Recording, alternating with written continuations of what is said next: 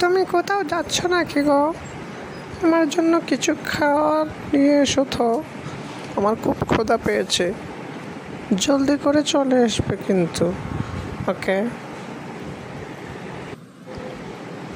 বলো, তুমি কি খাবে? আমি তোমার জন্য কি আনতে পারি?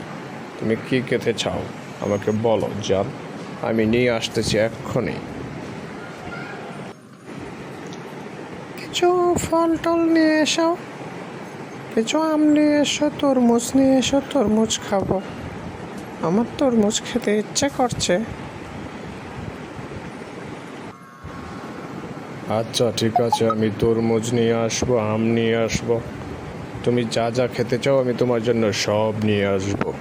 ওকে, তুমি ঘরে ফ্রেশ হও, আমি আসছি।